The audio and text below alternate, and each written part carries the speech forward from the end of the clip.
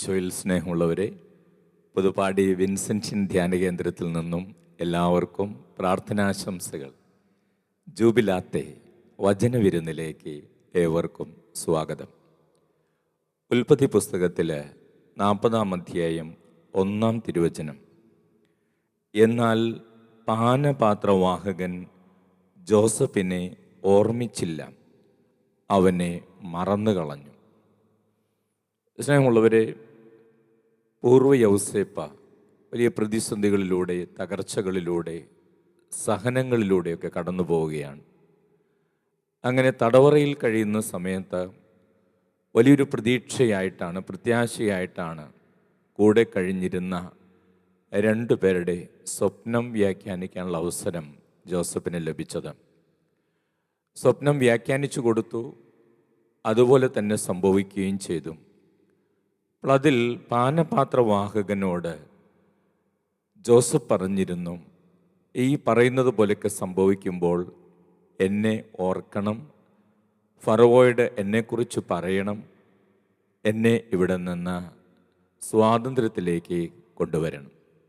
അങ്ങനെ വലിയ പ്രതീക്ഷയോടുകൂടെയാണ് ജോസഫ് ആ ദിവസങ്ങളിൽ തടവറയിൽ കഴിഞ്ഞിരുന്നത്.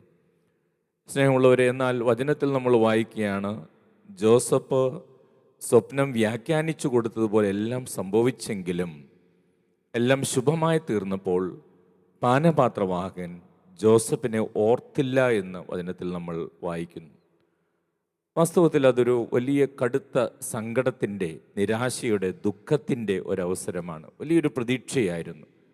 ദൈവത്തോട് പ്രാർത്ഥിച്ച് തെറ്റൊന്നും ചെയ്യാതെ കാരാഗ്രഹത്തിലായിരുന്ന തനിക്ക് അവിടെ നിന്ന് മോചനം ലഭിക്കുവാനൊരു വഴി ദൈവം തുറന്നു തന്നതാകാം എന്നൊക്കെ കരുതിയെങ്കിലും ആ വഴി തുറന്നില്ല.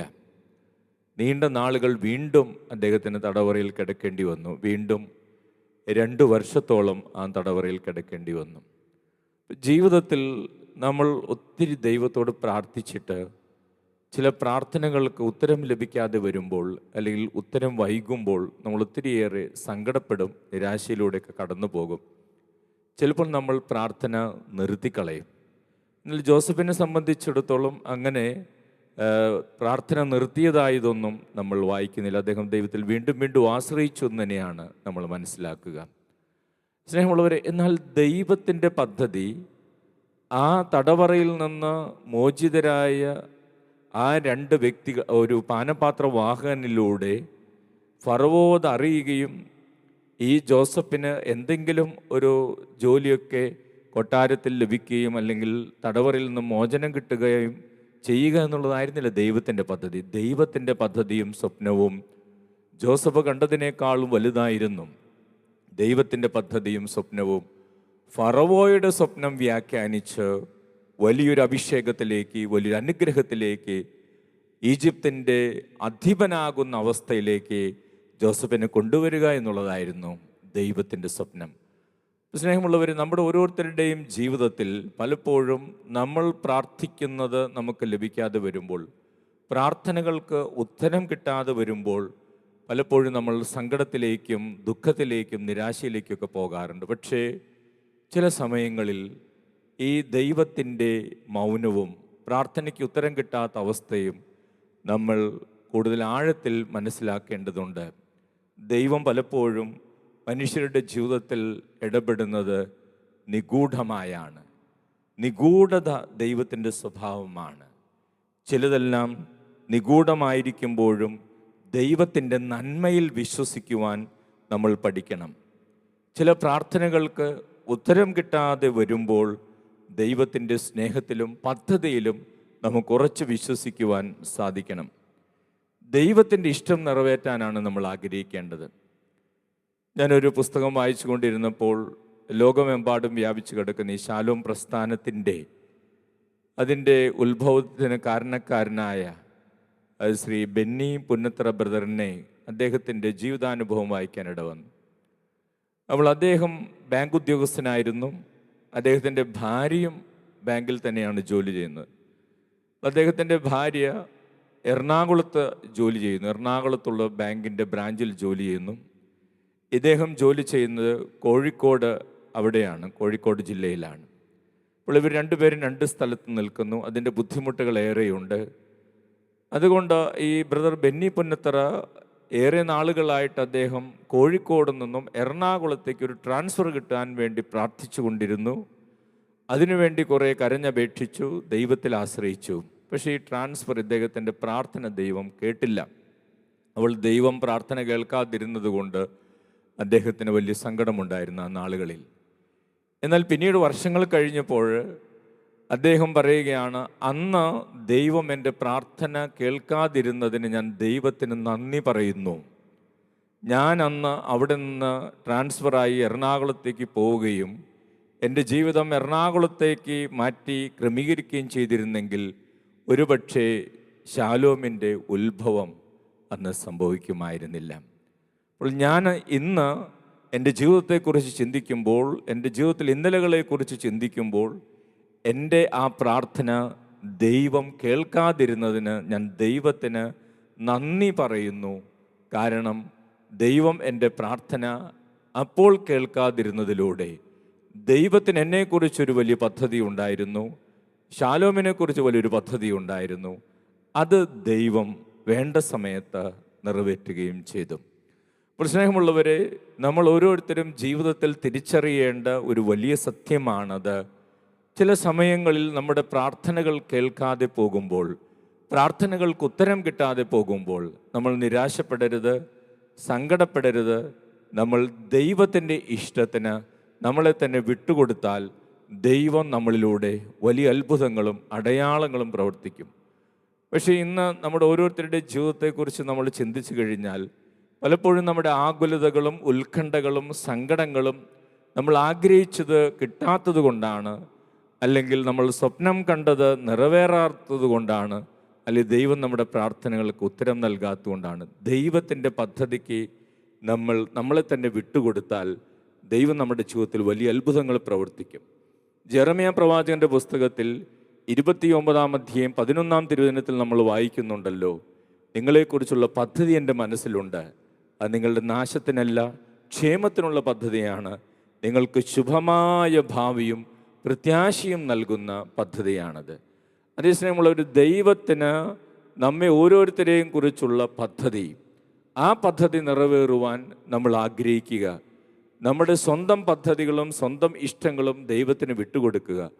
അപ്പം ദൈവം നമ്മളിലൂടെ വലിയ കാര്യങ്ങൾ പ്രവർത്തിക്കുക തന്നെ ചെയ്യും. അതുകൊണ്ട് സ്നേഹമുള്ളവർ, ചിലപ്പോൾ നമ്മൾ പ്രാർത്ഥിക്കുന്നതെല്ലാം നമുക്ക് കിട്ടിയാൽ അത് പിന്നീട് ഭാവിയിൽ നമുക്കത് ഉപകാരപ്രദമാകണമെന്നുമില്ല. ഞാൻ ഒരിക്കലും ഒരു പുസ്തകത്തിലൂടെ കടന്നു പോയപ്പോൾ കുട്ടികൾക്ക് വേണ്ടിയുള്ള ഒരു കഥയാണെങ്കിൽ പോലും അത് വളരെ അർത്ഥവത്തായിട്ട് എനിക്ക് തോന്നി. ഒരു ആട്ടിടയൻ, ആ ആട്ടിടയന് കുറേ ആടുകളുണ്ടായിരുന്നു. അപ്പോൾ ഇദ്ദേഹം ഇങ്ങനെ ആടുകളെയൊക്കെ കൊണ്ട് ഇങ്ങനെ മേഞ്ഞ് നടക്കുകയാണ്. ഒരു ദിവസം അദ്ദേഹം ഈ ആടുകളെ നോക്കിയപ്പോൾ കൂട്ടത്തിൽ ഒരാടിനെ കാണാനില്ല. നമ്മൾ ഈ ഇടയന് വലിയ സങ്കടമായി, ഒരു ആടിനെ കാണാനില്ല. അദ്ദേഹം കുറേയൊക്കെ അന്വേഷിച്ചു, എന്നിട്ടും അദ്ദേഹത്തിന് ആടിനെ കണ്ടെത്താൻ കഴിഞ്ഞില്ല. അപ്പോൾ അദ്ദേഹം ദൈവത്തോട് ഇങ്ങനെ പ്രാർത്ഥിച്ചു, ദൈവമേ, എൻ്റെ ആടിനെ കൊണ്ടുപോയ കള്ളനെ എൻ്റെ മുമ്പിൽ എത്തിച്ചു തരണമേ. എൻ്റെ ആടിനെ കൊണ്ടുപോയ കള്ളനെ എൻ്റെ മുമ്പിൽ എത്തിച്ചു തന്നാൽ ഞാൻ നിനക്ക് ദൈവത്തിന് ഒരു ആടിനെ ബലിയർപ്പിക്കാം. അതായിരുന്നു ഈ ആട്ടിടയൻ്റെ പ്രാർത്ഥന. അങ്ങനെ ആട്ടിടയൻ അത് പ്രാർത്ഥിച്ചു. അങ്ങനെ വീണ്ടും ഈ ഇടയന് അന്വേഷണം ആരംഭിച്ചു. അങ്ങനെ ഇടയൻ ഈ ആടിനെ തേടിയുള്ള അന്വേഷണവുമായിട്ട് മുമ്പോട്ട് പോവുകയാണ്. കുറേ കഴിഞ്ഞപ്പോൾ ആടിനെ കട്ടുകൊണ്ടുപോയ ആളെ കണ്ടു. പക്ഷേ ഇടയൻ ഞെട്ടി വിറച്ചുപോയി. ആ കള്ളൻ മറ്റാരുമായിരുന്നില്ല, അതൊരു സിംഹമായിരുന്നു. ഈ സിംഹം തൊട്ടു മുമ്പിൽ നിന്ന ഈ ആടിനെ തിന്നുകൊണ്ടിരിക്കുകയാണ്. അപ്പോൾ ഈ ഇടയനാകെ വലിയ ഭയമായി. അദ്ദേഹത്തിന് തൻ്റെ ജീവൻ രക്ഷിക്കാനുള്ള വലിയ ആഗ്രഹമായി. അദ്ദേഹം അവിടെ നിന്ന് ഓടി രക്ഷപ്പെടാൻ നോക്കുമ്പോൾ ദൈവത്തോട് ഇപ്രകാരം പ്രാർത്ഥിക്കുകയാണ്, ദൈവമേ, ഈ സിംഹത്തിൻ്റെ വായിൽ നിന്ന് എന്നെ അങ്ങ് രക്ഷിച്ചാൽ ഞാനൊരു കാളയെ അങ്ങേക്ക് ബലിയർപ്പിക്കാം. പിന്നീട് ഓടി രക്ഷപ്പെടുമ്പോൾ ഈ ഇടയന് അദ്ദേഹത്തിൻ്റെ മനസ്സിൽ തോന്നി, ആട്ടിൻകുട്ടിയെ അല്ലെങ്കിൽ ആടിനെ കാണാതായപ്പോൾ അങ്ങനെ പ്രാർത്ഥിക്കേണ്ട കാര്യമില്ലായിരുന്നു, അത് മണ്ടത്തരമായിപ്പോയി എന്ന്.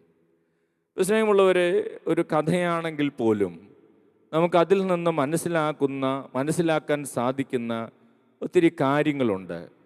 പലപ്പോഴും നമ്മൾ നല്ലതെന്ന് തോന്നി പ്രാർത്ഥിക്കുന്ന പല കാര്യങ്ങളും അത് നമുക്ക് നല്ലതാകണമെന്നില്ല. പലപ്പോഴും നമുക്ക് ഏറ്റവും സന്തോഷം തരുന്നതെന്ന് കരുതി നമ്മൾ ചെയ്യുന്ന കാര്യങ്ങൾ പലപ്പോഴും നമുക്ക് സന്തോഷം ലഭിക്കുന്നതുമാകണമെന്നില്ല. അതിനാൽ സ്നേഹമുള്ളവർ, ദൈവത്തിൻ്റെ പദ്ധതിക്ക് നമ്മളെ തന്നെ വിട്ടുകൊടുക്കുക എന്നുള്ളതാണ് നമ്മൾ ഓരോരുത്തരും ജീവിതത്തിൽ ചെയ്യേണ്ട കാര്യം. ഞാൻ നേരത്തെ ആദ്യമേ തന്നെ സൂചിപ്പിച്ചതുപോലെ പൂർവ്വ യൗസേപ്പ ആ പാനപാത്രവാഹകനിലൂടെ തനിക്ക് ആ തടവറയിൽ നിന്ന് പുറത്തു കടക്കാൻ കഴിയുമെന്ന് സ്വപ്നം കണ്ടു. അത് പ്രാർത്ഥിച്ചുകൊണ്ടിരുന്നു. ആ പ്രാർത്ഥന ദൈവം കേൾക്കാത്തതുപോലെ അദ്ദേഹത്തിന് തോന്നിയപ്പോൾ സങ്കടമുണ്ടായിരുന്നു. പക്ഷേ അന്ന് ആ പ്രാർത്ഥനയ്ക്ക് ഉത്തരം കിട്ടിയിരുന്നെങ്കിൽ ഒരുപക്ഷെ ജോസഫ് തടവറയിൽ നിന്ന് പുറത്തു പോകുമായിരുന്നു. പക്ഷേ ഈജിപ്തിലെ അധിപനാക്കാനുള്ള ദൈവത്തിൻ്റെ ആഗ്രഹം അവിടെ നടക്കുകയില്ല. സ്നേഹമുള്ളവർ, ഇതുതന്നെയാണ് നമ്മുടെ ഓരോരുത്തരുടെയും ജീവിതത്തിൽ സംഭവിക്കുന്നത്. നമ്മുടെ ഇഷ്ടങ്ങളെ നമ്മൾ വിട്ടുകൊടുത്ത് ദൈവത്തിൻ്റെ ഇഷ്ടങ്ങൾ നിറവേറുവാൻ നമ്മൾ പ്രാർത്ഥിക്കുകയും നമ്മളെ തന്നെ ദൈവകരങ്ങളിൽ പരിശുദ്ധ അമ്മയെപ്പോലെ വിട്ടുകൊടുക്കുകയും ചെയ്താൽ ദൈവം നമ്മുടെ ജീവിതങ്ങളിൽ അത്ഭുതങ്ങൾ പ്രവർത്തിക്കും. ചില സമയങ്ങളിൽ നമുക്ക് നമ്മുടെ പ്രാർത്ഥനകൾക്ക് ഉത്തരം കിട്ടുന്നില്ല എന്ന് നമുക്ക് തോന്നാം, അല്ലെങ്കിൽ ഉത്തരം വൈകുന്നെന്ന് നമുക്ക് തോന്നാം. പക്ഷേ എല്ലാം അറിയുന്ന ദൈവം എല്ലാം നന്മയ്ക്കായിട്ട് മാറ്റും. ആ ദൈവത്തിൻ്റെ ഇഷ്ടത്തിന് നമ്മളെ തന്നെ വിട്ടുകൊടുക്കുക എന്നുള്ളതാണ് ശരിയായ ആത്മീയത. ആ ഒരു കൃപയിലേക്ക്, ആ ഒരു അഭിഷേകത്തിലേക്ക് വളരാൻ, ആ ചിന്തകളിലേക്ക്, ഉന്നതമായ ചിന്തകളിലേക്ക് വളരാൻ നമ്മെ ഓരോരുത്തരെയും സഹായിക്കണമേ എന്ന് നമുക്ക് പ്രാർത്ഥിക്കാം. തുടർന്നുള്ള ആരാധനയിൽ ആ കൃപ നമുക്ക് ഓരോരുത്തർക്കും ലഭിക്കുവാൻ വേണ്ടി പ്രാർത്ഥിക്കുകയും ചെയ്യാം. Praise the Lord. ഹല്ലേലൂയ. യേശുവേ നന്ദി, യേശുവേ സ്തോത്രം.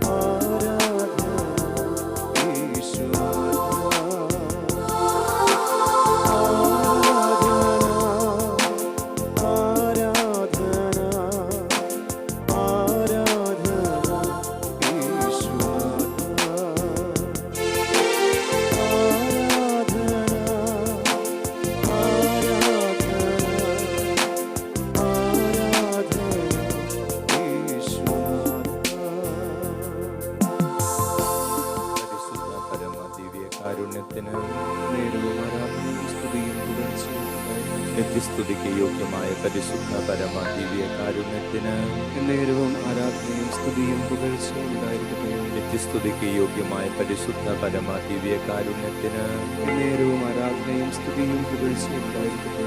ഈശോ സ്നേഹമുള്ളവരെ, ദിവ്യകാരുണ്യ ഈശോ നമ്മുടെ അരികിലേക്ക്, നമ്മുടെ കുടുംബത്തിലേക്ക് കടന്നു വന്നിരിക്കുകയാണ്. നമ്മുടെ ജീവിതത്തിലെ എല്ലാ സങ്കടങ്ങളും, ദുഃഖങ്ങളും, വേദനകളും, രോഗങ്ങളും, യോഗങ്ങളും നമുക്ക് ഈശോയുടെ അരികിൽ പങ്കുവയ്ക്കാം.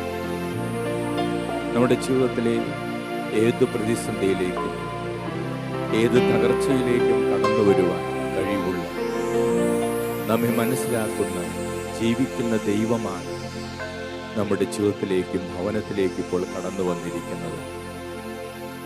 സ്നേഹമുള്ളവരെ, കർത്താവിൻ്റെ വചനങ്ങൾ നമ്മൾ ധ്യാനിച്ചപ്പോൾ ഒരു യൗസേപ്പ് തടവുകാർക്ക് സ്വപ്നം വ്യാഖ്യാനിച്ചു കൊടുത്ത വലിയൊരു പ്രതീക്ഷയുണ്ടായിരുന്നു.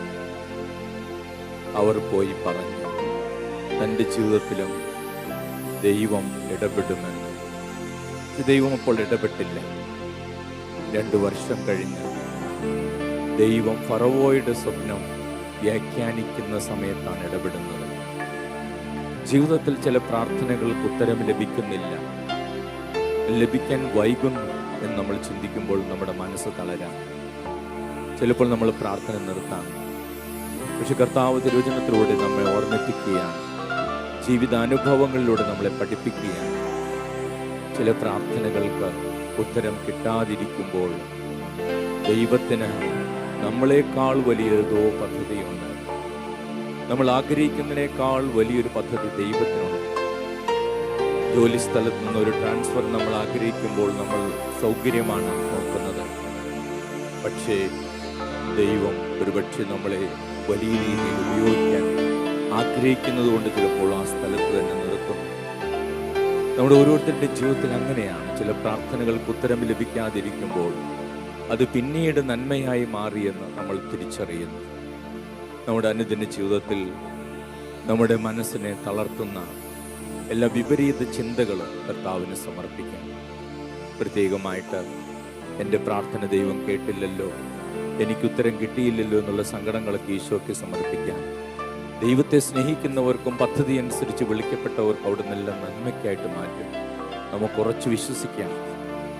ദൈവത്തിൻ്റെ സ്വഭാവത്തിൽ ഒത്തിരി നിഗൂഢതയുണ്ട്.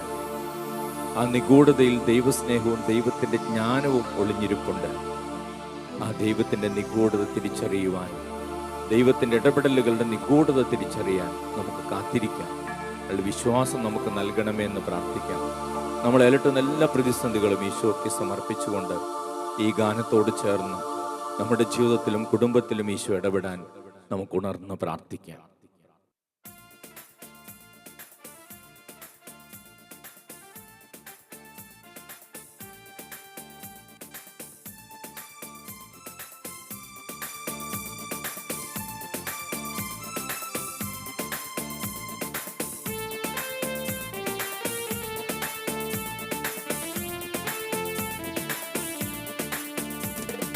പ്രാർത്ഥിച്ചാൽ ഉത്തരമുണ്ട്, യാചിച്ചാൽ മറുപടിയുണ്ട്, മുട്ടിയാൽ തുറന്നിടും, ചോദിച്ചാൽ ലഭിച്ചിടും, അതു നിശ്ചയം.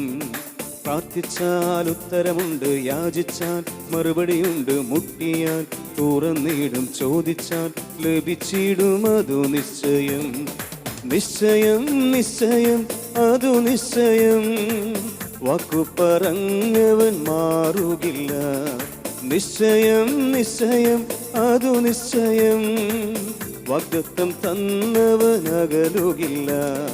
പ്രാർത്ഥിച്ചാൽ ഉത്തരമുണ്ട്, യാചിച്ചാൽ മറുപടിയുണ്ട്, മുട്ടിയാൽ തുറന്നിടും, ചോദിച്ചാൽ ലഭിച്ചിടും, അതു നിശ്ചയം. ഈശോയെ, എല്ലാ കുടുംബങ്ങളിലേക്കും, എല്ലാ രോഗികളിലേക്കും, എല്ലാ മക്കളിലേക്കും കർത്താവിൻ്റെ ശക്തി, സൗഖ്യം ഈ നിമിഷം കടന്നെല്ലട്ടെ.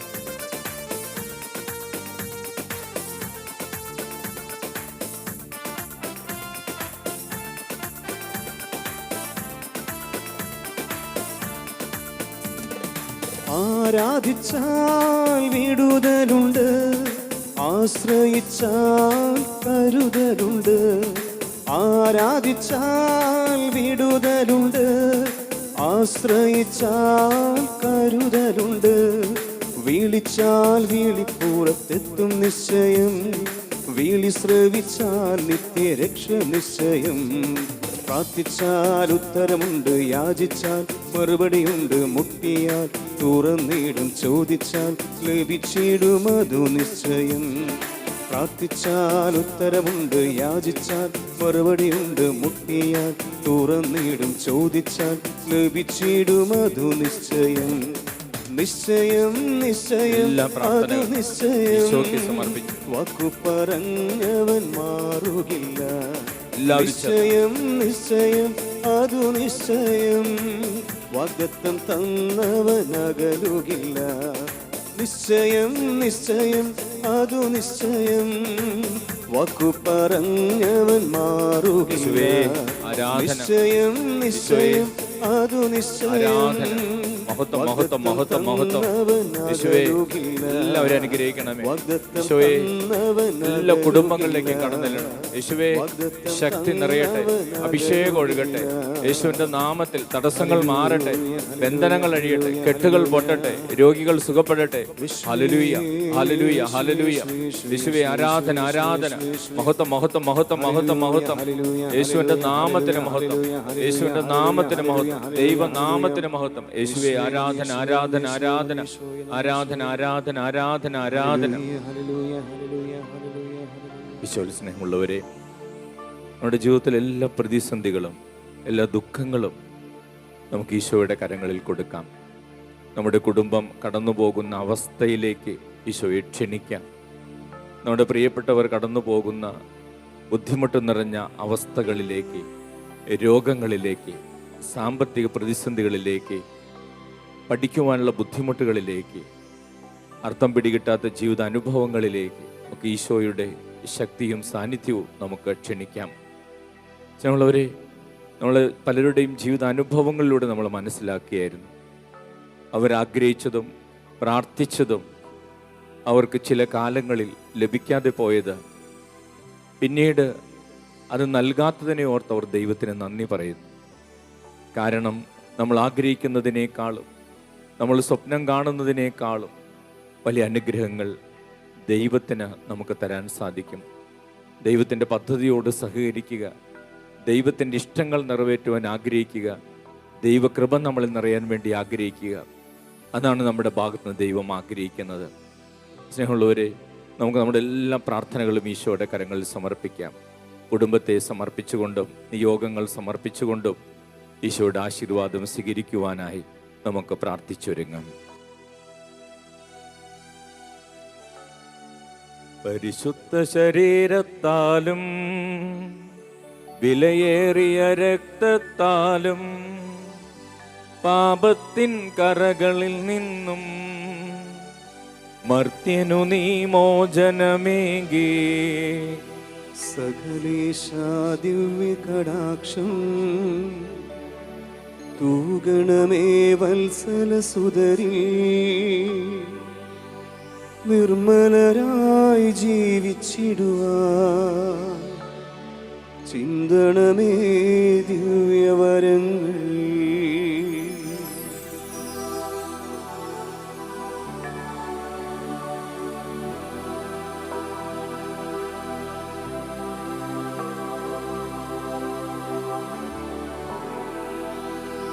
പരിശുദ്ധ പരമദിവ്യകാരുണ്യത്തിന് എന്നേരവും ആരാധനയും സ്തുതിയും പുകഴ്ചയും ഉണ്ടായിരിക്കട്ടെ. പരിശുദ്ധ പരമദിവ്യകാരുണ്യത്തിന് എന്നേരവും ആരാധനയും സ്തുതിയും പുകഴ്ചയും ഉണ്ടായിരിക്കട്ടെ. പരിശുദ്ധ പരമദിവ്യകാരുണ്യത്തിന് എന്നേരവും ആരാധനയും സ്തുതിയും പുകഴ്ചയും ഉണ്ടായിരിക്കട്ടെ.